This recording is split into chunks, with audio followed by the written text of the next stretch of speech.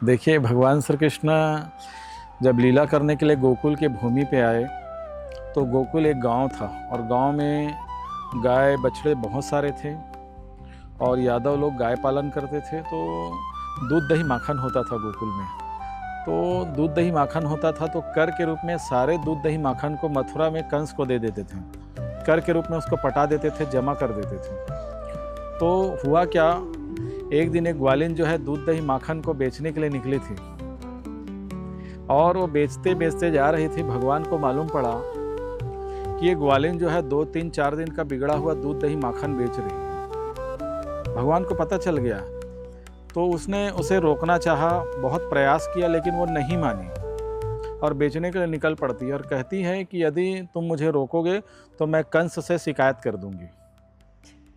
भगवान विचार किए कि अब मुझे कैसा करना होगा, क्योंकि ये गोकुल गांव है, यहाँ तो कोई हॉस्पिटल तो नहीं है, कोई ओपीडी हॉस्पिटल तो नहीं है बहुत बड़ा 100 बिस्तर वाला या 50 बिस्तर वाला। मेरे गोकुल के लोग यदि बीमार हो जाएंगे, उनका स्वास्थ्य खराब हो जाएगा तो फिर कैसे होगा, कैसे जीवन चलेगा, क्योंकि यहाँ तो कोई बहुत बड़ी हॉस्पिटल तो है नहीं। तो भगवान ने बहुत मना किए लेकिन नहीं मानी वो ग्वालिन। तो भगवान विचार करने लगे, यदि मैं इसको नोटिस देता हूँ तो ये इष्टे ले आएगा।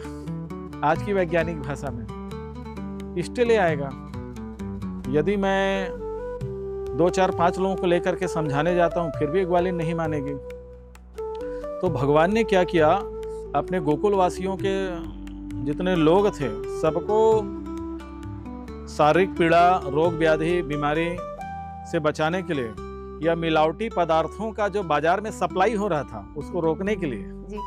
भगवान ने एक उपाय किया कि अब मुझे इस ग्वालिन के मटकी को फोड़ना होगा और फोड़ने के बाद मुझे माखन चुराने के लिए जाना होगा, क्योंकि ये जो सारे माखन दूध दही हैं मथुरा भेज दिया जाता है और यहाँ किसी को खाने पीने को नहीं मिलता है। तो भगवान ने विचार किया कि ये ग्वालिन क्या कर रही है, बिगड़ा हुआ दूध दही बेचने के लिए निकली है, तो इससे क्या होगा, ये मिलावटी पदार्थों को बाजार में ला रही है, सप्लाई कर रही है। और यदि मेरे समाज का या देश का, राष्ट्र का यदि कोई व्यक्ति मिलावटी पदार्थ खाता है तो बीमार पड़ जाएंगे। और आज आप देखिए, हम अपने जीवन में देखते हैं कि हर पदार्थ मिलावटी है। क्या मिलावटी नहीं है, सब मिला हुआ है। कोई राष्ट्र तभी सशक्त बन सकता है, कोई देश तभी सुखी हो सकता है, कोई परिवार, कोई व्यक्ति तभी सुखी हो सकता है जब उसे शुद्ध भोजन मिले, सात्विक भोजन मिले, एकदम नेचुरल भोजन की प्राप्ति हो, तभी वो सुखी हो सकता है।